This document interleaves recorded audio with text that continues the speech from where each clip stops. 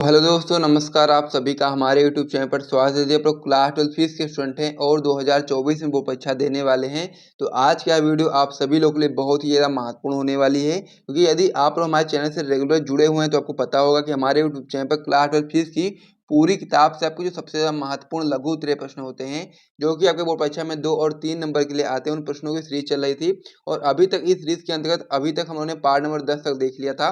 आज का वीडियो का पार्ट नंबर 11 होने वाला है। तो पार्ट नंबर 11 आप सभी लोग के लिए बहुत ही ज़्यादा महत्वपूर्ण होने वाला है, क्योंकि आज इस वीडियो में लोग बहुत सारे महत्वपूर्ण प्रश्नों को करने वाले हैं।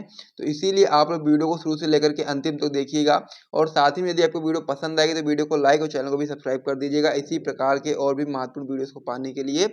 इसके अलावा यदि आपको इस प्रकार से note plus important question answer चाहिए, तो आप लोग हमारा टॉपर ग्रुप ज्वाइन कर सकते हैं। एक सब्जेक्ट का प्राइस मात्र 100 रुपये रखा गया है। डिस्क्रिप्शन बॉक्स में आपको हमारा व्हाट्सएप नंबर मिल जाएगा, जिसको भी ज्वाइन करना होगा वो लोग वहाँ से जाकर के ज्वाइन कर सकते हैं। तो चलिए अब हम लोग अपनी वीडियो को स्टार्ट कर देते हैं। मैं उम्मीद करता हूँ कि आप लोगों ने वीडियो को लाइक कर दिया होगा। तो चलिए पार्ट नंबर 11 में जो महत्वपूर्ण प्रश्न होने वाले हैं, आइए हम लोग उनको एक एक करके समझ लेते हैं। तो इस पेज को मैं सबसे पहले हटा देता हूँ। तो इसमें आज जो हमारा पहला प्रश्न होने वाला है, बहुत ही महत्वपूर्ण प्रश्न होने वाला है कि हाइड्रोजन परमाणु के लिए बोर की तीनों परिकल्पनाएं लिखिए एवं समझाइए। हम लोग को क्या बताना है, हाइड्रोजन परमाणु के लिए बोर की जो तीनों परिकल्पनाएं थी उनको हम लोग को लिखना है और साथ ही में उनको समझाना है। तो चलिए हम इस क्वेश्चन को करना स्टार्ट कर देते हैं। बहुत ही ज्यादा महत्वपूर्ण क्वेश्चन है। आपकी बोर्ड परीक्षा में 2007 में, 9 में, 14 में, 16 में, 19 में, 22 में, 23 में, यानी कह सकते हैं कि 7 बार पूछा गया। आपको पता होना चाहिए कि हाइड्रोजन परमाणु के लिए बोर की जो 3 परिकल्पनाएं थी वो कौन-कौन सी थी, उसको आपको जानकारी होनी चाहिए। तभी आप अपने बोर्ड परीक्षा में अच्छा स्कोर कर पाएँगे। तो ये क्वेश्चन आपकी बोर्ड परीक्षा के लिए बहुत ही महत्वपूर्ण है और 7-8 बार पूछा गया, तो आपको इसका आंसर पता होना चाहिए। तो चलिए इसका हम लोग उत्तर देखना शुरू कर देते हैं। आप लोग अपनी कॉपी में नोट करते हुए चलिएगा कि सबसे पहले आप लोग लिखोगे इसमें कि नील बोर ने क्वांटम सिद्धांत के आधार पर रदरफोर्ड के परमाणु मॉडल में रही कमियों को दूर किया और इन कमियों को दूर करने के लिए बोर ने निम्न 3 परिकल्पनाएं प्रस्तुत की। यानी कि जो नील बोर थे उन्होंने क्वांटम सिद्धांत के आधार पर रदरफोर्ड की जो परमाणु मॉडल था उसमें जो कमियां रह गई थी, उनको कमियों को दूर किया और इन कमियों को दूर करने के लिए बोर ने 3 परिकल्पनाएं दी। और कौन-कौन सी परिकल्पनाएं हैं, आइए हम लोग उसको समझ लेते हैं। इसमें उनकी जो पहली परिकल्पना थी वो आपकी थी कि इलेक्ट्रॉन लगातार बिना ऊर्जा खोए अपनी अनुमत कक्षाओं में घूमते रहते हैं और इस प्रकार प्रत्येक कक्षा की जो ऊर्जा होती है, ऊर्जा की मात्रा निश्चित होती है। यानी कहने का मतलब ये है कि इलेक्ट्रॉन लगातार बिना ऊर्जा खोए अपनी अनुमत कक्षाओं में घूमते रहते हैं और इस प्रकार प्रत्येक कक्षा की जो ऊर्जा होती है, प्रत्येक कक्षा की ऊर्जा की मात्रा निश्चित होती है। अतः इन्हें हम लोग ऊर्जा स्तर भी कहते हैं। चित्र में एक परमाणु के ऊर्जा स्तरों को दिखाया गया, यानी कि इस प्रकार से जो चित्र है इसमें परमाणु के ऊर्जा स्तर को दिखाया गया है। इन कक्षाओं को हम लोग के, एल, एम, एन अक्षरों या फिर संख्याओं 1, 2, 3, 4 से हम लोग प्रदर्शित कर सकते हैं। इस प्रकार से आपका ये हो जाता है। ये इस प्रकार से क्या है, कह सकते हैं कि एक परमाणु का ऊर्जा स्तर इस प्रकार से होता है, जिसमें आप लोग बता सकते हैं बीच में आपका ये नाभिक है। फिर आपका इसमें हो जाता है, इसमें जो अगला होता है आपका हो जाता है के कक्ष, जो आपका N1 होता है। फिर आपका एल कक्ष हो जाता है, जो आपका N2 होता है। फिर आपका यहाँ पर एम कक्ष हो जाता है, जो आपका N3 होता है। और फिर आपका नियन कक्ष हो जाता है, जो कि आपका N4। इस प्रकार से आपका क्या होता है, एक परमाणु का ऊर्जा स्तर दिखाया जा सकता है। इस प्रकार से आप लोगों ने समझ लिया होगा। तो चलिए अब हम इसमें दूसरा जो परिकल्पना है उसकी ओर बढ़ते हैं। पहली परिकल्पना को आप लोगों ने समझ लिया होगा, इसमें दूसरी कौन सी परिकल्पना है उसको भी आइए समझते हैं।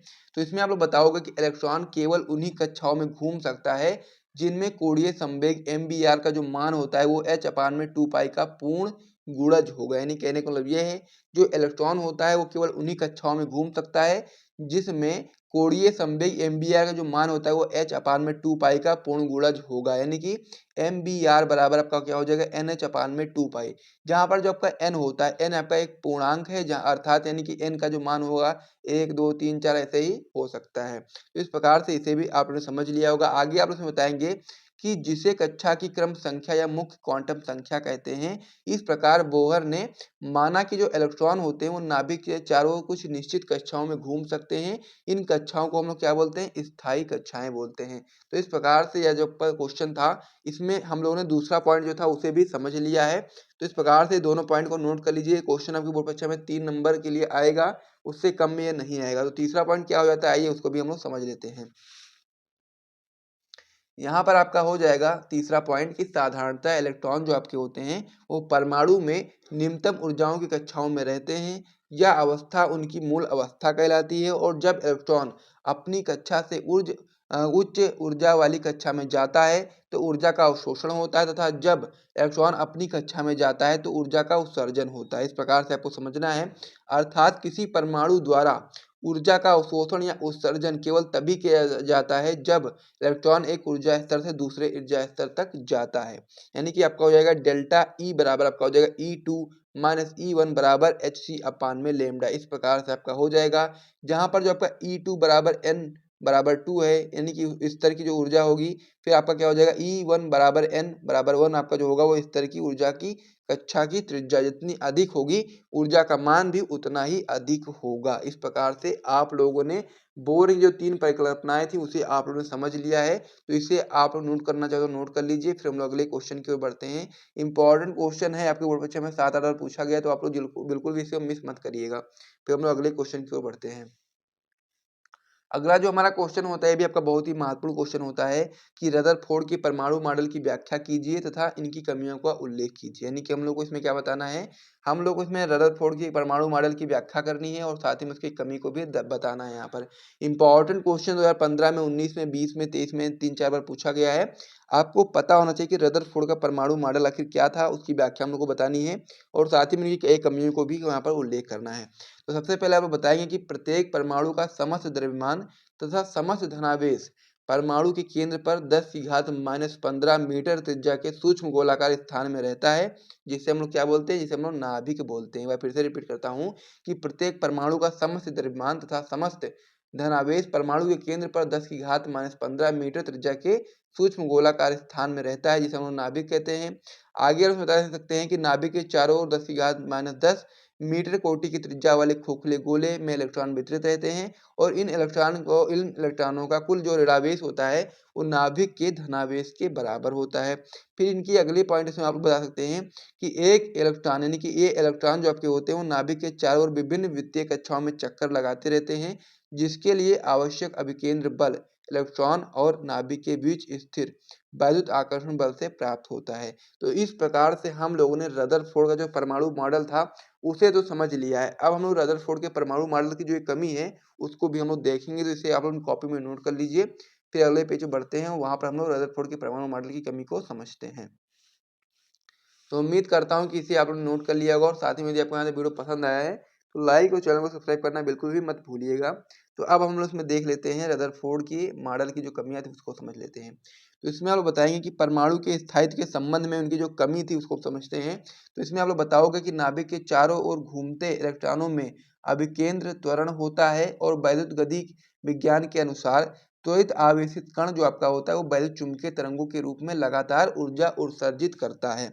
अर्थात यानी कि अतः आप लोग बता सकते हो कि अतः नाभिक के चारों ओर विभिन्न कक्षाओं में घूमते हुए इलेक्ट्रॉनों से भी वैद्युत चुंबकीय तरंगों का उत्सर्जन लगातार होना चाहिए और इस प्रकार इलेक्ट्रॉनों की जो ऊर्जा होती है उसका ह्रास होने से उनके वृत्तीय मार्ग की त्रिज्या होती है वो लगातार घटती जानी चाहिए और अंत में इलेक्ट्रॉन नाभिक में गिर जाने चाहिए। इस प्रकार परमाणु स्थायित्व नहीं रह सकता है। यही उनकी कमी थी रदरफोर्ड मॉडल की।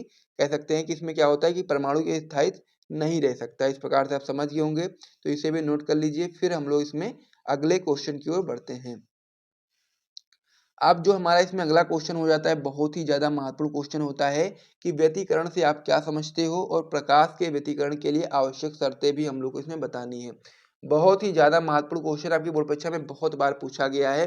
2005 में, 6 में, 9 में, 11 में, 12 में, 13 में, 15 में, 16 में, 19 में, 20 में, 22 में, 23 में, यानी कह सकते हैं आप लोग कि 3, 3, 6, 7, 8, 9, 10, 11, 12 बार पूछा गया आपकी बोर्ड परीक्षा में। बहुत ही ज़्यादा महत्वपूर्ण क्वेश्चन है। तो आपको यहाँ पर समझना है कि व्यतिकरण से आप क्या समझते हो, साथ ही में प्रकाश के व्यतिकरण के लिए आवश्यक शर्त भी हम लोग को इसमें बतानी है। तो चलिए हम लोग इसका भी उत्तर देख लेते हैं। इसमें आप लोग बताओगे कि कोई दो समान आवृत्ति की प्रकाश तरंगे जिनके आयाम समान हो, यानी कि कोई दो समान आवृत्ति की आवाज तरंगे हों जिनकी जो आयाम हो समान हो, जब किसी माध्यम में एक साथ संचरित होती हैं तो माध्यम के विभिन्न बिंदुओं पर प्रकाश की तीव्रता उन तरंगों की अलग अलग तीव्रताओं के योग से भिन्न होती है और कुछ स्थानों पर तीव्रता जो आपकी होगी वो न्यूनतम अथवा लगभग शून्य होती है, जबकि कुछ स्थानों पर जो प्रकाश की तीव्रता होगी वो बहुत ही अधिकतम होगी। और प्रकाश तरंगों के अध्यारोपण की इस घटना को हम लोग क्या बोलते हैं, व्यतिकरण बोलते हैं। इस प्रकार से व्यतिकरण से क्या समझते हो आप लोग, ये चीज आपको समझ में आ गई होगी। अब हम उसमें आगे बढ़ते हैं। आगे आप लोग यहाँ पर 2 पॉइंट और बताना चाहो तो बता सकते हो कि जिन स्थानों पर तीव्रता न्यूनतम होती है उन स्थानों पर प्राप्त व्यतिकरण को हम लोग विनाशी व्यतिकरण, तथा जिन स्थानों पर तीव्रता अधिकतम होती है उन स्थानों पर प्राप्त व्यतिकरण को हम लोग संपोषी व्यतिकरण कहते हैं। बहुत ही सिंपल सा पॉइंट है कि जिन स्थान पर तीव्रता न्यूनतम होगी उन स्थानों पर जो व्यतिकरण प्राप्त होगा उसको हम लोग क्या बोलेंगे, विनाशी व्यतिकरण बोलेंगे। और जिन स्थानों पर तीव्रता अधिकतम होगी उन स्थानों पर जो आपका व्यतिकरण होगा वो आपका संपोषी व्यतिकरण कहलाएगा। तो इस प्रकार से इसे भी आप लोग समझ लिया होगा। तो चलिए अब हम लोग आगे पीछे बढ़ते हैं और वहां पर प्रकाश के व्यतिकरण के लिए जो आवश्यक शर्तें हैं उनको भी हम लोग देख लेते हैं। तो इस पेज को मैं यहाँ पर हटा देता हूँ।